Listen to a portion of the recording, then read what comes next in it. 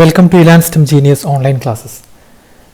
നമ്മൾ ഫോഴ്സ് എന്ന chapter start ചെയ്തിരുന്നു. കഴിഞ്ഞ ക്ലാസ്സിൽ ഫോഴ്സ് എന്താണെന്നും അതേപോലെ തന്നെ ഫോഴ്സ് എന്തൊക്കെ ചേഞ്ചസ് ആണ് ഉണ്ടാക്കുന്നത് എന്നും അങ്ങനത്തെ കാര്യങ്ങളൊക്കെ ഡിസ്കസ് ചെയ്തിരുന്നു അല്ലേ.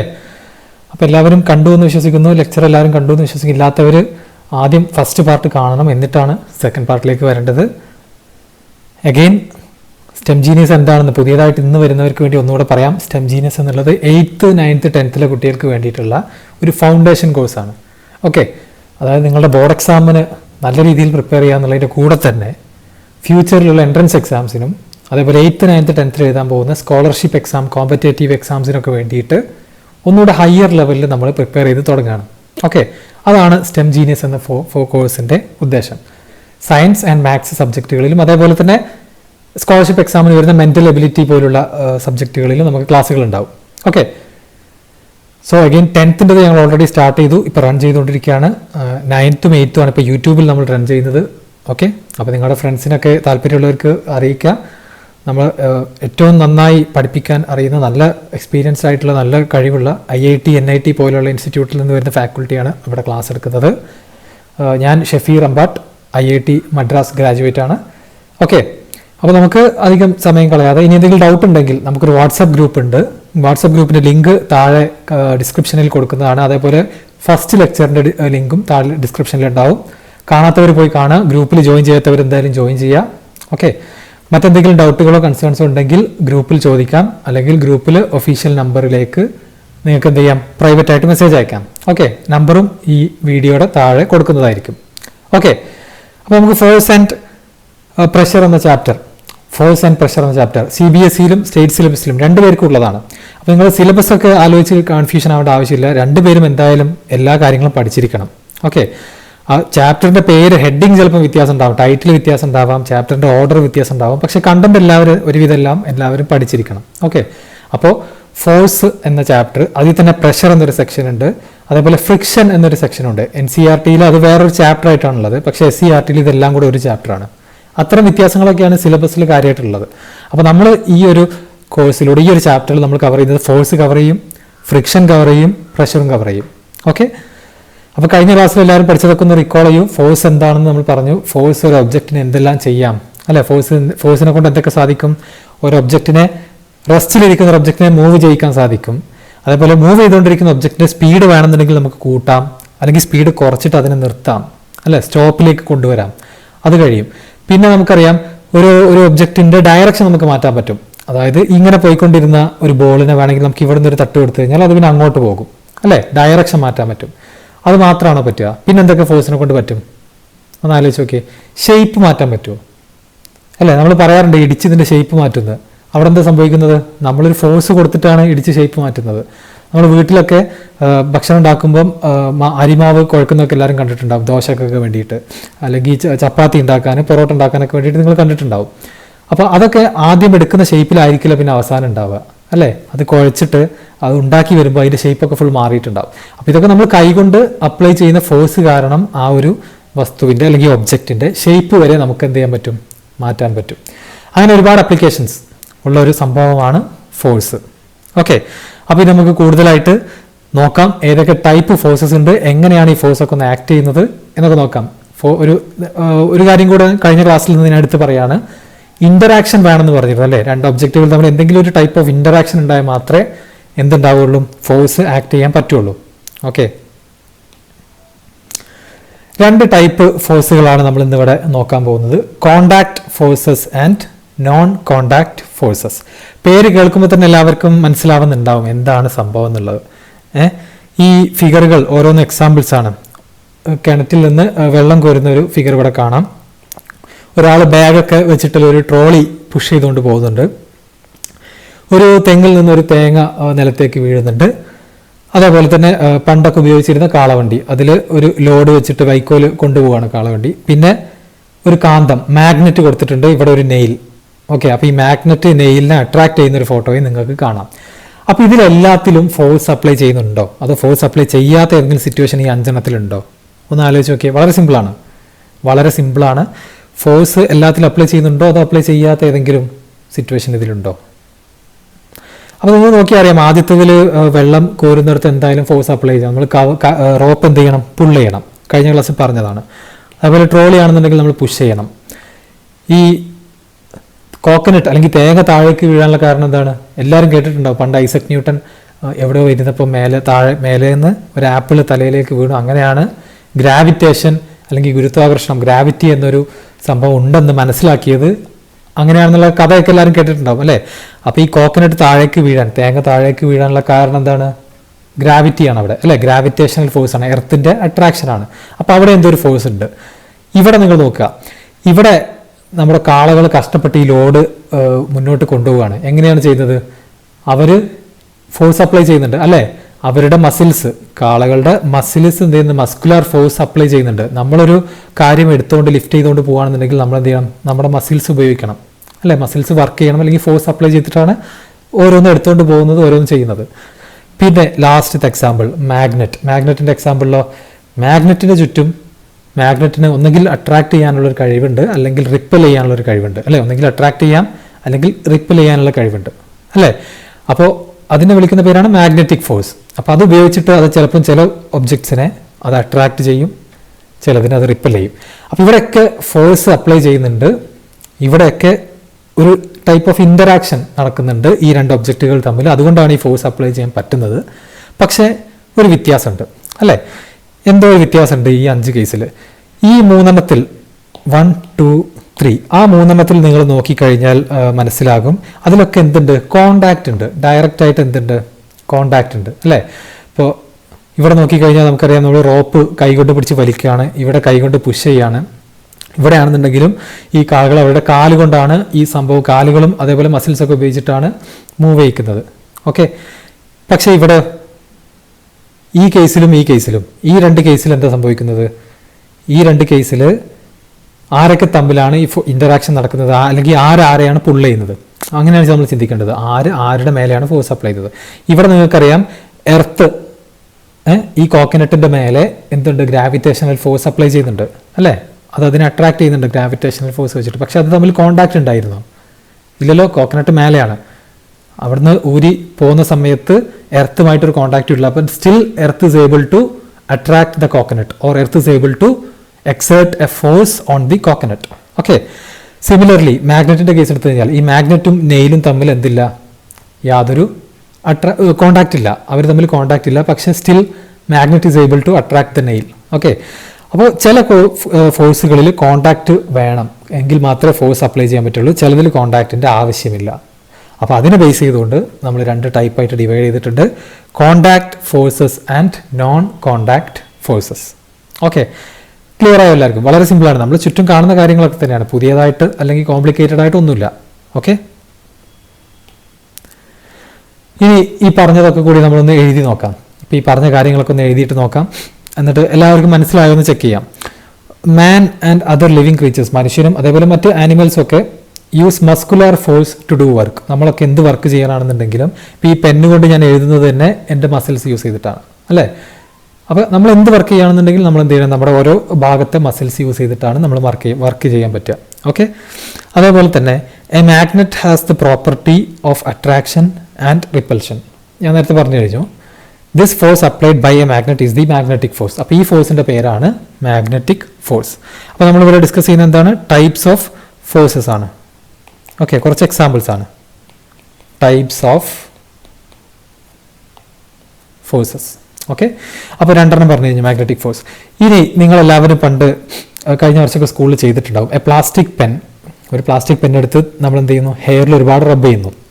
ഓക്കെ, ഒരുപാട് റബ്ബ് ചെയ്തതിന് ശേഷം ചെറിയ ചെറിയ പേപ്പറിൻ്റെ ചെറിയ പീസസിൻ്റെ അടുത്തേക്ക് അത് കൊണ്ടുവന്ന് വെച്ച് കഴിഞ്ഞാൽ ആ ചെറിയ പേപ്പർ പീസൊക്കെ അട്രാക്ട് ചെയ്തിട്ട് പെന്നിലേക്ക് ഒട്ടിപ്പിടിക്കും. കണ്ടിട്ടുണ്ടാവും, ഇപ്പോൾ കുറച്ച് പേരെങ്കിലും കണ്ടിട്ടുണ്ടാവും. അപ്പോൾ അതിൻ്റെ റീസൺ എന്തായിരുന്നു? ഓർമ്മയുണ്ടോ? അത് ഇലക്ട്രോസ്റ്റാറ്റിക് ഫോഴ്സ് കാരണമാണ്. എല്ലാവരും കേട്ടിട്ടുണ്ടാവും, നെഗറ്റീവ് ചാർജ്, പോസിറ്റീവ് ചാർജ് എന്നൊക്കെ കേട്ടിട്ടുണ്ടാവും അല്ലേ?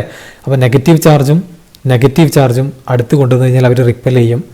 പോസിറ്റീവും നെഗറ്റീവും ചാർജുകൾ അടുത്ത് കൊണ്ടുവന്ന് കഴിഞ്ഞാൽ അത് അവർ അട്രാക്ട് ചെയ്യും എന്നൊക്കെ എല്ലാവരും കേട്ടിട്ടുണ്ടാവും. അപ്പോൾ നമ്മൾ ഈ പ്ലാസ്റ്റിക് പെൻ എടുത്തിട്ട്, അല്ലെങ്കിൽ ഒരു പ്ലാസ്റ്റിക് സ്കെയിൽ എടുത്തിട്ട് തലയിൽ റബ്ബ് ചെയ്യുന്ന സമയത്ത് അതിൻ്റെ സൈഡിൽ ഒരു ചാർജ് രൂപപ്പെടും. ഓക്കെ, എന്നിട്ട് ഈ പീസുകളുടെ അടുത്തേക്ക് കൊണ്ടുവരുമ്പോൾ അതെന്ത് ചെയ്യും, അതിൽ ഓപ്പോസിറ്റ് ചാർജിനെയൊക്കെ അത് അട്രാക്ട് ചെയ്യും. അതാണ് അവിടെ സംഭവിക്കുന്നത്. അതും നേരത്തെ പറഞ്ഞ കോണ്ടാക്റ്റ് ആണോ നോൺ കോണ്ടാക്റ്റ് ആണോ?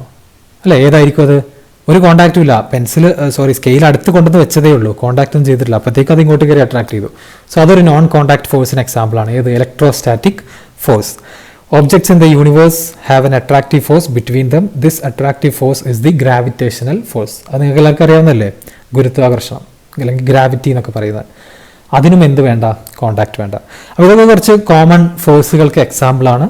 അപ്പോൾ ഓരോ ഫോഴ്സും ഇനി നിങ്ങൾ പഠിക്കുന്ന സമയത്ത് ആലോചിക്കണം, ഇതൊക്കെ കോണ്ടാക്ട് ഫോഴ്സ് ആണോ അതോ നോൺ കോണ്ടാക്ട് ഫോഴ്സ് ആണോ എന്നുള്ളത് ആലോചിക്കണം. ഓക്കെ, ക്ലിയർ അല്ലേ എല്ലാവർക്കും? അപ്പോൾ അതാണ് ടൈപ്സ് ഓഫ് ഫോഴ്സസും നോൺ കോണ്ടാക്ട് അല്ലെങ്കിൽ കോണ്ടാക്ട് ഫോഴ്സസും. അപ്പോൾ നമുക്ക് കുറച്ച് എക്സാമ്പിൾസ് നോക്കാം, ഇതിൽ ഏതൊക്കെയാണ് കോണ്ടാക്ട് ഏതൊക്കെയാണ് നോൺ കോണ്ടാക്ട് എന്നൊക്കെ. Okay, so pushing a trolley, അതിൽ ഒരു എക്സാമ്പിൾ കൊടുത്തിട്ടുണ്ട്. പുഷിങ് എ ട്രോളി കൊടുത്തിട്ടുണ്ട്. ഓക്കെ, പുഷിങ് എ ട്രോളി എന്നുള്ളത് കൊടുത്തിട്ടുണ്ട്. എല്ലാവരും നോക്കുക, ഓരോരോ എക്സാമ്പിൾ നോക്കുക, എന്നിട്ട് ശരിയാണോ ചെക്ക് ചെയ്യുക. നിങ്ങൾ അറിയുന്ന ആൻസർ ഒന്ന് മനസ്സിൽ വെച്ച് നോക്കുക. പുഷിങ് എ ട്രോളി എന്നുള്ളത് due to contact between objects അല്ലേ, നമ്മുടെ കൈയും ട്രോളിയും തമ്മിൽ കോണ്ടാക്ട് ഉണ്ട്. Okay, a coconut falling from a coconut tree, അത് എന്തിന് എക്സാമ്പിളാണ്? With no contact between objects. എർത്തും കോക്കനട്ടും തമ്മിൽ ഒരു കോണ്ടാക്റ്റും ഇല്ലായിരുന്നു, എന്നിട്ടും അത് എന്ത് ചെയ്തു? ഫോഴ്സ് അവിടെ അപ്ലൈ ചെയ്യപ്പെട്ടു. ഓക്കെ, അപ്പോൾ നമുക്കത് ടിക്ക് ചെയ്യാം. Drawing water from a well, drawing water from a well, അതെന്താണ്? നമ്മൾ ഓൾറെഡി എക്സ്പ്ലെയിൻ ചെയ്തതാണ്, കോണ്ടാക്ട് ഉണ്ട്. A ball coming to rest after being rolled on a level ground. അപ്പോൾ നിങ്ങൾ ഗ്രൗണ്ടിൽ ഫുട്ബോൾ കളിക്കുന്ന സമയത്ത് അല്ലെങ്കിൽ ക്രിക്കറ്റ് കളിക്കുന്ന സമയത്ത് ബോള് റോൾ ചെയ്ത് ഉരുണ്ട് കുറേ കഴിഞ്ഞാൽ അത് ഓട്ടോമാറ്റിക്കായിട്ട് സ്റ്റോപ്പ് ചെയ്യും. നമ്മളൊന്നും ചെയ്തില്ലെങ്കിൽ തന്നെ അത് എന്ത് ചെയ്തോളും, ഒരു പോയിന്റ് കഴിഞ്ഞാൽ സ്റ്റോപ്പ് ചെയ്തോളും. അപ്പോൾ അത് കോണ്ടാക്ട് ഫോഴ്സിന് എക്സാമ്പിൾ ആണോ അതോ നോൺ കോണ്ടാക്ട് ആണോ? അവിടെ എന്തുണ്ട്? ഗ്രൗണ്ടുമായിട്ട് കോണ്ടാക്ട് ഉണ്ട് അല്ലേ, ഗ്രൗണ്ടുമായിട്ട് കോണ്ടാക്ട് ഉണ്ട്. അങ്ങനെയാണ് അത് എന്തിലേക്ക് വരുന്നത്? സ്റ്റോപ്പ് ചെയ്യാൻ വരുന്നത്. അപ്പോൾ അവിടെയും കോണ്ടാക്ട് ഉണ്ട്. A magnet attracting A nail, already പറഞ്ഞ കേസാണ്. ഏതാണ്? നോൺ കോണ്ടാക്ട് ഫോഴ്സ് ആണ്. Okay, A plastic scale rubbed on hair attracts pieces of paper. Again ഞാൻ പറഞ്ഞ എക്സാമ്പിൾ തന്നെയാണ്. അത് എന്തിന് എക്സാമ്പിളാണ്? നോൺ കോണ്ടാക്ട് ഫോഴ്സിന് എക്സാമ്പിളാണ്. ക്ലിയർ ആവുന്നുണ്ടോ എല്ലാവർക്കും? അല്ലേ? അപ്പോൾ ഇതൊക്കെ രണ്ട് സിലബസിലുള്ളതാണ്. അപ്പം നമ്മൾ ഈ ക്ലാസ്സുകൾ എടുക്കുന്നത് രണ്ട് ടെക്സ്റ്റ് ബുക്കും റെഫർ ചെയ്തിട്ട് രണ്ടും ഇൻക്ലൂഡ് ചെയ്തുകൊണ്ടാണ് ക്ലാസ് എടുക്കുന്നത്. അപ്പോൾ ആരും ഇത് CBSEയുടെ ക്ലാസ് ആണ് അല്ലെങ്കിൽ ഇത് സ്റ്റേറ്റ് സിലബസിൻ്റെ ക്ലാസ് ആണെന്നുള്ളൊരു കൺഫ്യൂഷൻ ആവശ്യമില്ല. ഓക്കെ, രണ്ടുപേർക്കും ഒരേപോലെ ഫോളോ ചെയ്യാൻ പറ്റുന്ന ക്ലാസ് തന്നെയാണ്. പിന്നെ നമ്മളെ ലക്ഷ്യം നമ്മൾ പറഞ്ഞു കഴിഞ്ഞു, വെറും ബോർഡ് എക്സാം മാത്രമല്ല, NTSE പോലെയുള്ള NMMS പോലെയുള്ള സ്കോളർഷിപ്പ് എക്സാമുകളാണ് നമ്മൾ എയിം ചെയ്യുന്നത്. അതിന് ജനറലായിട്ട് സയൻസ് ആൻഡ് മാത്സിൽ നിന്നാണ് ക്വസ്റ്റ്യൻ വരിക, അല്ലാതെ ടെക്സ്റ്റ് ബുക്ക് മാത്രം നോക്കിയിട്ടായിരിക്കില്ല ക്വസ്റ്റ്യൻ വരിക. ഓക്കെ, ക്ലിയർ ആയല്ലോ? അപ്പോൾ നമുക്ക് ഇങ്ങനെ ഡിഫൈൻ ചെയ്യാൻ പറ്റും. അതായത് force applied by the contact between objects is contact force അല്ലേ. Force applied by the contact between objects is called contact force. Force applied on an object without contact on it is non-contact force. Clear ആവുന്നുണ്ടോ? Force applied on an object without contact on it is non-contact force. Okay, വളരെ സിമ്പിളാണ്. എല്ലാവർക്കും മനസ്സിലായി എന്ന് വിശ്വസിക്കുന്നു. ഇനി വളരെ important ആയിട്ടുള്ള ഒരു സെക്ഷനാണ് ഫ്രിക്ഷണൽ ഫോഴ്സ്. വളരെ ഇമ്പോർട്ടൻ്റ് ആയിട്ടുള്ള ഒരു സെക്ഷനാണ് ഫ്രിക്ഷണൽ ഫോഴ്സ്. അപ്പോൾ ഇത് ഞാൻ നേരത്തെ പറഞ്ഞ പോലെ CBSE ടെക്സ്റ്റ് ബുക്കിൽ ഒരു സെപ്പറേറ്റ് ചാപ്റ്ററാണ്. സ്റ്റേറ്റ് സിലബസിൻ്റെ ടെക്സ്റ്റ് ബുക്കിലാണെന്നുണ്ടെങ്കിൽ ഇത് ഫോഴ്സ് എന്ന ചാപ്റ്ററിൻ്റെ അകത്ത് തന്നെയാണുള്ളത്. അതുകൊണ്ട് പ്രത്യേകിച്ച് മാറ്റമൊന്നുമില്ല, എന്തായാലും രണ്ടുപേരും പഠിക്കണം. ഓക്കെ, അപ്പോൾ നമുക്ക് ഫ്രിക്ഷണൽ ഫോഴ്സ് എന്താണെന്നും അതിലും കുറേ ഡീറ്റെയിൽഡ് ആയിട്ട് പഠിക്കാം. അപ്പോൾ ഞാൻ നേരത്തെ പറഞ്ഞ എക്സാമ്പിൾ ഇവിടെ ഞാൻ കൊടുത്തിട്ടുണ്ട്. എക്സാമ്പിൾ, ഒരു ബോള് ഗ്രൗണ്ടിൽ റോൾ ചെയ്ത് പോവുകയാണ്. അതിനെന്താ സംഭവിക്കുക? അതിന് കുറേ കഴിഞ്ഞാൽ എന്താ സംഭവിക്കുക? ഞാൻ കുറച്ച് എക്സാമ്പിൾസ് ഇവിടെ ലിസ്റ്റ് ചെയ്തതാണ്. അപ്പോൾ ആ ബോൾ കുറേ കഴിഞ്ഞാൽ അത് സ്റ്റോപ്പ് ചെയ്യും അല്ലേ, നിങ്ങൾ കണ്ടിട്ടുണ്ടാവും. അതേപോലെ തന്നെ നമ്മൾ സൈക്കിൾ ഓടിക്കുന്ന സമയത്ത് എന്താ സംഭവിക്കുന്നത്? സൈക്കിൾ ഓടിക്കുന്ന സമയത്ത് നമ്മൾ പെഡൽ ചവിട്ടുന്നത് നിർത്തിക്കഴിഞ്ഞാൽ സൈക്കിൾ കുറേ നേരം ഇങ്ങനെ പോകും. കുറേ നേരം പോയി കഴിഞ്ഞാൽ ലെവൽ ഗ്രൗണ്ട് ആണെന്നുണ്ടെങ്കിൽ കുറേ നേരം പോയിട്ട് സൈക്കിൾ തന്നെ നിൽക്കും. ഇനി കാറിൻ്റെയും ബൈക്കിൻ്റെയും കേസ് എടുക്കുകയാണെന്നുണ്ടെങ്കിൽ നിങ്ങൾക്കറിയാം, കാറും ഇതേപോലെ ലെവൽ ഗ്രൗണ്ടിൽ പോയിക്കൊണ്ടിരിക്കുകയായിരുന്നു. നമ്മൾ കാർ ഓഫ് ചെയ്തു, ബൈക്ക് അല്ലെങ്കിൽ ഓഫ് ചെയ്തു. എന്നിട്ട് ന്യൂട്രൽ ഗിയറിലിട്ട് കഴിഞ്ഞാൽ അത് കുറച്ച് നേരം വണ്ടി ഇങ്ങനെ പോകും, എന്നിട്ട് അതെന്ത് ചെയ്യും? നിൽക്കും അല്ലേ? അപ്പോൾ എന്തുകൊണ്ടാണ് ഇങ്ങനെ ഒബ്ജക്റ്റുകൾ നിൽക്കാനുള്ള കാരണം? ഈ ബോളും കാറും ബൈസക്കിളൊക്കെ ലെവൽ ഗ്രൗണ്ടിൽ ഇങ്ങനെ പോകുന്ന സമയത്ത് നമ്മൾ അതിനിങ്ങനെ ഫോഴ്സ് പ്രൊവൈഡ് ചെയ്തിട്ടില്ലെങ്കിൽ, ഇവിടെയൊക്കെ എന്താ സംഭവിക്കുന്നത്? ബോള് നമ്മൾ പെഡലിംഗ് സ്റ്റോപ്പ് ചെയ്യാമെന്ന് ഉദ്ദേശിക്കുന്നത് എന്താ? നമ്മൾ ഫോഴ്സ് കൊടുക്കുന്നത് നിർത്തി. എൻജിൻ ഓഫ് ചെയ്യാമെന്ന് ഉദ്ദേശിക്കുന്നത് എന്താണ്? നമ്മൾ കാറിൻ്റെ മേലെ കൊടുക്കുന്ന ഫോഴ്സ് നിർത്തി. അത്തരം സിറ്റുവേഷനിൽ എന്തുകൊണ്ടാണ് ഇതൊക്കെ സ്റ്റോപ്പ് ചെയ്യാനുള്ള കാരണം? എന്തുകൊണ്ടായിരിക്കും? ഒന്ന് ആലോചിച്ച് നോക്കിയേ. അപ്പോൾ നിങ്ങൾക്ക് അറിയാം, ഫോർ എക്സാമ്പിൾ എടുക്കാം, ഒരു ഒബ്ജക്റ്റ് മൂവ് ചെയ്തുകൊണ്ടിരിക്കുകയായിരുന്നു. ഓക്കെ, ഒരു ഒബ്ജക്റ്റ് മൂവ് ചെയ്തുകൊണ്ടിരിക്കുകയാണ്. അപ്പോൾ അതിനൊരു സ്പീഡൊക്കെ ഉണ്ട്. ഓക്കെ, അപ്പോൾ അത് ഈ പറയുന്ന ഡയറക്ഷനിൽ ഗ്രൗണ്ടിൽ മൂവ് ചെയ്തുകൊണ്ടിരിക്കുകയാണ്. ഓക്കെ, ഗ്രൗണ്ടിൽ മൂവ് ചെയ്തുകൊണ്ടിരിക്കുകയാണ്. അപ്പോൾ ഫോഴ്സിൻ്റെ സ്വഭാവം നിങ്ങൾക്കറിയാം. ഫോഴ്സിന് ഒന്നുകിൽ എന്ത് ചെയ്യാം? റെസ്റ്റിലിരിക്കുന്ന ഒരു ഒബ്ജക്റ്റിനെ മൂവ് ചെയ്യിക്കാൻ കഴിയും, മൂവ് ചെയ്തുകൊണ്ടിരിക്കുന്ന ഒബ്ജക്റ്റിൻ്റെ സ്പീഡ് കൂട്ടാൻ കഴിയും, സ്പീഡ് കുറയ്ക്കാൻ കഴിയും, അല്ലെങ്കിൽ അതിനെ നിർത്താനും കഴിയും, അല്ലേ? അപ്പോൾ ഇവിടെ എന്താ സംഭവിക്കുന്നത്? ഒരു സ്പീഡിൽ ഇങ്ങനെ പോയിക്കൊണ്ടിരുന്ന സൈക്കിള് കുറച്ച് കഴിഞ്ഞിട്ട് സ്പീഡ് കുറഞ്ഞ് കുറഞ്ഞ് വന്ന് നിൽക്കുകയാണ്. അപ്പോൾ സ്പീഡ് കുറഞ്ഞ് കുറഞ്ഞ് വന്ന് നിൽക്കുകയാണെന്നുണ്ടെങ്കിൽ അവിടെ എന്തോ ഒരു ഫോഴ്സ് ആക്ട് ചെയ്തിട്ടുണ്ടാവണം, അല്ലേ? നമ്മൾ പെഡൽ ചെയ്യുന്ന നിർത്തി, നമ്മൾ ഫോഴ്സ് ഒന്നും കൊടുക്കുന്നില്ല. അപ്പോൾ സൈക്കിള്, ഒരു സ്പീഡിൽ പോയിക്കൊണ്ടിരുന്ന സൈക്കിള് സ്പീഡ് കുറഞ്ഞ് കുറഞ്ഞ് വന്ന് നിൽക്കണമെന്നുണ്ടെങ്കിൽ അവിടെ വേറെ എന്തോ ഒരു ഫോഴ്സ് ആക്ട് ചെയ്തിട്ടുണ്ടാവണം. അത് ഏത് ഫോഴ്സാണ്? ആകെ പിന്നെ കോൺടാക്റ്റിലുള്ളത് ഗ്രൗണ്ടാണ്, അല്ലേ? നമ്മൾ എന്ത് ചെയ്തു? ഫോഴ്സ് ഒക്കെ കൊടുക്കുന്നത് നിർത്തി. അപ്പോൾ ആകെ പിന്നെ കോൺടാക്റ്റിലുള്ളത് ഗ്രൗണ്ടാണ്. അപ്പോൾ ഗ്രൗണ്ടിൽ നിന്ന് എന്തോ ഫോഴ്സ് കിട്ടുന്നുണ്ട്. ആ ഫോഴ്സ് കാരണമാണ് ഈ ബോളും സൈക്കിളൊക്കെ നിൽക്കുന്നത്. ക്ലിയർ ആവുന്നുണ്ടോ? ആ ഫോഴ്സ് കാരണമാണ് ഇതൊക്കെ നിൽക്കാനുള്ള കാരണം. ഓക്കെ, ആ ഫോഴ്സിനെ വിളിക്കുന്ന പേരാണ് ഫ്രിക്ഷണൽ ഫോഴ്സ്. ആ ഫോഴ്സിനെ വിളിക്കുന്ന പേരാണ് ഫ്രിക്ഷണൽ ഫോഴ്സ്. അപ്പോൾ രണ്ട് ഒബ്ജക്റ്റുകൾ തമ്മിൽ മൂവ് ചെയ്യാണ്, കോണ്ടാക്റ്റ് ഉണ്ട്, അതേപോലെ തന്നെ രണ്ടും തമ്മിൽ മൂവ് ചെയ്യാണ്. അതായത് ഒരു ഒബ്ജക്റ്റ് മറ്റൊരു ഒബ്ജക്റ്റിൻ്റെ മേലെ മൂവ് ചെയ്യുന്നുണ്ട്. ആ സിറ്റുവേഷനിൽ അവർക്കിടയിൽ ഉണ്ടാകുന്ന ഒരു ഫോഴ്സാണ് ഫ്രിക്ഷൻ അല്ലെങ്കിൽ ഫ്രിക്ഷണൽ ഫോഴ്സ് എന്ന് പറയുന്നത്. ഓക്കെ, ഇത് നമുക്ക് എല്ലായിടത്തും കാണാൻ പറ്റും. നമ്മൾ ഡെയിലി ലൈഫിൽ നമ്മൾ എല്ലായിടത്തും എക്സ്പീരിയൻസ് ചെയ്യുന്ന ഒരു കാര്യമാണ്. അതായത് ഒരു ബോക്സിനകത്ത് വളരെ ഹെവി വെയിറ്റ് ഉണ്ടെന്ന് വിചാരിക്കാം. ഓക്കെ, ആ ഹെവി വെയിറ്റുള്ള ബോക്സ് കുറച്ച് റഫായിട്ടുള്ള സർഫസ്, കുറച്ച് ഹാർഡായിട്ടുള്ള സർഫസിൽ വെച്ചിട്ടുണ്ട്. എന്നിട്ട് നിങ്ങളത് പുഷ് ചെയ്യാൻ ശ്രമിക്കുകയാണ്. ഓക്കെ, നിങ്ങളത് തള്ളാൻ വേണ്ടി ശ്രമിക്കുകയാണ്. നിങ്ങൾ നല്ലോണം കഷ്ടപ്പെട്ട് കഴിഞ്ഞാൽ അത് കുറച്ച് മൂവ് ചെയ്യും. അത് കുറച്ച് മൂവ് ചെയ്ത് പിന്നെ കൈ എടുത്തു കഴിഞ്ഞാൽ അത് അപ്പം തന്നെ നിൽക്കുകയും ചെയ്യും, അല്ലേ? എല്ലാവരും എക്സ്പീരിയൻസ് ചെയ്തിട്ടുണ്ടാവും. പക്ഷേ വളരെ സ്മൂത്തായിട്ടുള്ള ടൈൽസൊക്കെ ഇട്ട വളരെ സ്മൂത്തായിട്ടുള്ള സർഫസിലാണ് ഇത് വെച്ചതെന്നുണ്ടെങ്കിൽ, ഏത് നമ്മുടെ ബോക്സ് വെച്ചതെന്നുണ്ടെങ്കിൽ കുറച്ചും കൂടി എളുപ്പത്തിൽ അത് എന്ത് ചെയ്യാൻ പറ്റും? പുഷ് ചെയ്യാൻ പറ്റും, അല്ലേ? കുറച്ചുകൂടി എളുപ്പത്തിൽ പുഷ് ചെയ്യാൻ പറ്റും. അത് മാത്രമല്ല, നല്ല സ്പീഡിൽ നല്ല ഫോഴ്സിൽ നിങ്ങളങ്ങ് വിട്ട് കഴിഞ്ഞാൽ ചിലപ്പോൾ കുറച്ചും കൂടി ദൂരം അത് തന്നെ പോയിട്ടായിരിക്കും ചിലപ്പോൾ നിൽക്കുന്നത്. മറ്റേ ഹാർഡ് സർഫസിലായിരുന്നെങ്കിൽ നമ്മൾ കൈ വിടുമ്പോഴത്തേക്ക് അപ്പം തന്നെ നിൽക്കുമായിരുന്നു. വളരെ സ്മൂത്ത് ആയിട്ടുള്ള പോളിഷ്ഡ് ആയിട്ടുള്ള സർഫസ് ഒക്കെ ആണെന്നുണ്ടെങ്കിൽ ഇത് കുറച്ചും കൂടെ ദൂരം പോകും. ഓക്കെ, അപ്പോൾ ഫ്രിക്ഷൻ ഫോഴ്സ് അല്ലെങ്കിൽ ഫ്രിക്ഷണൽ ഫോഴ്സ് എന്നുള്ളൊരു ഫിനോമിനൻ അവിടെ ഉണ്ട്. അതുകൊണ്ടാണ് ഈ പറയുന്ന കാറ് നിൽക്കാനും ബോൾ നിൽക്കാനൊക്കെ ഉള്ള കാരണം. ഓക്കെ, അപ്പോൾ ഫ്രിക്ഷണൽ ഫോഴ്സ് എന്താണെന്ന് എല്ലാവർക്കും മനസ്സിലായോ? രണ്ട് ഒബ്ജക്റ്റുകൾ തമ്മിൽ മോഷൻ ഉണ്ടാകുന്ന സമയത്ത്, ഓക്കെ, കോണ്ടാക്റ്റ് ഉണ്ട്, അവർ തമ്മിൽ റിലേറ്റീവ് മോഷൻ എന്നാണ് ഇതിനെ നമ്മൾ ഫിസിക്സിൽ ആ ടേം പറയാം. അതെന്താണെന്ന് വെച്ച് കഴിഞ്ഞാൽ രണ്ട് ഒബ്ജക്റ്റുകൾ, ഇപ്പോൾ എൻ്റെ രണ്ട് കൈ, ഓക്കെ, ഈ രണ്ട് കൈ തമ്മിൽ എന്തുണ്ട്? റിലേറ്റീവ് മോഷൻ ഉണ്ട്. എന്ന് വെച്ച് കഴിഞ്ഞാൽ ഇവർ തമ്മിൽ കോണ്ടാക്റ്റ് ഉണ്ട്, മാത്രമല്ല അവർ തമ്മിൽ അങ്ങോട്ടും ഇങ്ങോട്ടും നീങ്ങുന്നുണ്ട്. ഓക്കെ, അവർ തമ്മിൽ എന്തുണ്ട്? ഒരു മൂവ്മെൻറ്റും ഉണ്ട്. ഓക്കെ, അപ്പോൾ ഇത്തരം മൂവ്മെൻറ്റ് ഉണ്ടാകുന്ന സമയത്ത്, ഇത്തരം കോണ്ടാക്റ്റ് ഉണ്ടാകുന്ന സമയത്ത് ഉണ്ടാകുന്ന ഫോഴ്സാണ് ഫ്രിക്ഷണൽ ഫോഴ്സ്. ഇനി ഈ ഫോഴ്സിൻ്റെ ഡയറക്ഷൻ, നമ്മൾ ഫോഴ്സിൻ്റെ ഡയറക്ഷൻ കഴിഞ്ഞ ക്ലാസ് പറഞ്ഞിരുന്നു. ഫോഴ്സിൻ്റെ ഡയറക്ഷൻ വളരെ ഇമ്പോർട്ടൻ്റ് ആണ്. എങ്ങോട്ടാണ് ഫോഴ്സ് അപ്ലൈ ചെയ്യുന്നത് എന്നുള്ളത് വളരെ ഇമ്പോർട്ടൻ്റ് ആണ്. അതിനനുസരിച്ചാണ് ഒബ്ജക്റ്റ് എങ്ങനെ മൂവ് ചെയ്യുന്നത് നമുക്ക് പറയാൻ പറ്റുക. ഓക്കെ, അപ്പോൾ ഈ ഫോഴ്സിൻ്റെ ഡയറക്ഷൻ എങ്ങോട്ടാണ്? അപ്പോൾ ഈ തന്നിരിക്കുന്ന എക്സാമ്പിളിൽ അങ്ങോട്ടാണ് പോകുന്നത്. ഇപ്പോൾ ഒരാൾ ഇവിടെ ഇരുന്നിട്ട് ഇതെന്ത് ചെയ്യാണ്? പുഷ് ചെയ്യാണ്. ഓക്കെ, ഒരാൾ ഇരുന്നിട്ട് പുഷ് ചെയ്യാണ്.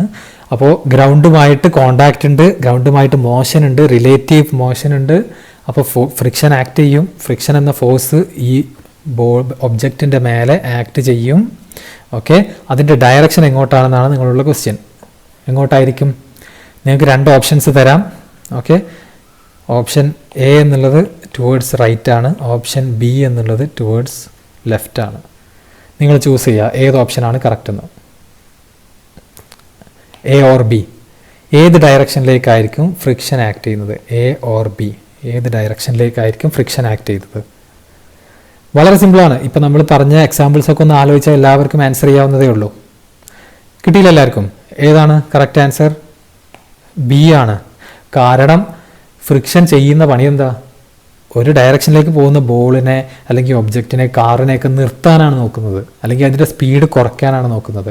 സ്പീഡ് കുറയ്ക്കണം അല്ലെങ്കിൽ നിർത്തണം എന്നുണ്ടെങ്കിൽ ഫോഴ്സ് എങ്ങനെ ആക്ട് ചെയ്യണം? ഏത് ഡയറക്ഷനിലേക്ക്, ഏത് ദിശയിലേക്ക് ആക്ട് ചെയ്യണം? ഓപ്പോസിറ്റ് ഡയറക്ഷനിലേക്ക് ആക്ട് ചെയ്യണം. ഇങ്ങനെ പോയിക്കൊണ്ടിരിക്കുന്നൊരു കാറിനെ നിർത്തണം എന്നുണ്ടെങ്കിൽ ഈ ഡയറക്ഷനിലേക്ക്, തിരിച്ച് ഇങ്ങോട്ടാണ് എന്ത് ചെയ്യേണ്ടത്? ഫ്രിക്ഷൻ ആക്ട് ചെയ്യേണ്ടത് അല്ലേ? അത് നിങ്ങൾക്ക് തന്നെ ആലോചിച്ചാൽ മതി. ഒരാൾ നിങ്ങളുടെ അടുത്തേക്ക് വരുന്നുണ്ട്, അതിനെ നിർത്തണം എന്നുണ്ടെങ്കിൽ നിങ്ങൾ എന്ത് ചെയ്യണം? ഓപ്പോസിറ്റ് ഡയറക്ഷനിലേക്ക് ഫോഴ്സ് അപ്ലൈ ചെയ്യണം. ഓക്കെ, അപ്പോൾ ഇവിടെ ഫ്രിക്ഷൻ്റെ ഡയറക്ഷൻ എന്നുള്ളത് ഇതാണ്. ഓക്കെ, ഇതാണ് ഫ്രിക്ഷൻ്റെ ഡയറക്ഷൻ. ഈ എക്സാമ്പിളിൽ ഇതാണ് ഫ്രിക്ഷൻ്റെ ഡയറക്ഷൻ. അപ്പോൾ ഇനി നിങ്ങൾക്ക് ആലോചിച്ചാൽ മനസ്സിലാവും, ഈ ഗ്രൗണ്ടിൽ മാത്രമല്ല ഒരുപാട് എയറിലടക്കം ഫ്രിക്ഷൻ ഉണ്ട് അല്ലേ? എയറിലടക്കം എന്തുണ്ട്? ഫ്രിക്ഷൻ ഉണ്ട്. നിങ്ങൾക്കറിയാമല്ലോ, ഒരു കല്ല് മേലെന്ന് താഴേക്ക് ഇടുന്നു, അതേപോലെ ഒരു വെയിറ്റ് കുറഞ്ഞൊരു ഒബ്ജക്റ്റ് മേലെന്ന് താഴേക്ക് ഇടുന്നു. ഏത് ആദ്യം എത്തും? എന്തുകൊണ്ട് മറ്റേത് എത്തുന്നില്ല എന്നുള്ള ചോദ്യങ്ങളൊക്കെ നിങ്ങൾ കേട്ടിട്ടുണ്ടാവും അല്ലേ? അപ്പോൾ ഫ്രിക്ഷൻ എന്നുള്ളത് വളരെ ഡീറ്റെയിൽഡ് ആയിട്ടുള്ള വളരെ വലിയൊരു ടോപ്പിക് തന്നെയാണ്. 8th വളരെ കുറച്ച് മാത്രമേ പഠിക്കാനുള്ളൂ. അപ്പോൾ അതിൻ്റെ ഇൻട്രൊഡക്ഷൻ മാത്രമാണ് ഇന്ന് നമ്മൾ ചെയ്തത്. ഓക്കെ, അപ്പോൾ നമ്മൾ അടുത്ത ക്ലാസ്സിൽ ഈ ഫ്രിക്ഷനെ കുറിച്ച് വളരെ ഡീറ്റെയിൽഡ് ആയിട്ട് ഫ്രിക്ഷൻ എന്ന കംപ്ലീറ്റ് ചാപ്റ്റർ തന്നെ നമ്മൾ കവർ ചെയ്യും. ഓക്കെ, അപ്പോൾ ഇന്ന് വളരെ ചെറിയൊരു സെഷനാണ്, എല്ലാവർക്കും മനസ്സിലായി എന്ന് വിചാരിക്കുന്നു. ആസ് യൂഷ്വൽ നിങ്ങൾക്ക് ഡൗട്ടുകൾ എന്തെങ്കിലും ഉണ്ടെങ്കിൽ, എന്തെങ്കിലുമൊക്കെ ചോദിക്കാനോ അല്ലെങ്കിൽ എന്തെങ്കിലും ഫീഡ്ബാക്കുകളൊക്കെ ഉണ്ടെങ്കിൽ നമ്മുടെ വാട്സപ്പ് ഗ്രൂപ്പിൽ അറിയിക്കുക. ക്ലാസ് കഴിഞ്ഞിട്ട് അത് കുറച്ച് നേരത്തേക്ക് ഓപ്പൺ ചെയ്തിട്ടുണ്ടാവും. ഓക്കെ, ഗ്രൂപ്പിൽ അറിയിക്കുക. അല്ലെങ്കിൽ ഗ്രൂപ്പിലുള്ള ഒഫീഷ്യൽ നമ്പറിലേക്ക് നിങ്ങൾക്ക് എന്ത് ചെയ്യാം?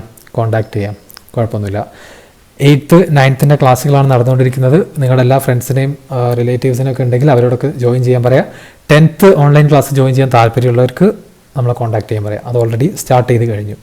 ഓക്കെ, വേറെ എന്തെങ്കിലും ഉണ്ടെങ്കിൽ പറഞ്ഞ പോലെ ഫീഡ്ബാക്കുകൾ അറിയിക്കാം. Okay, good bye.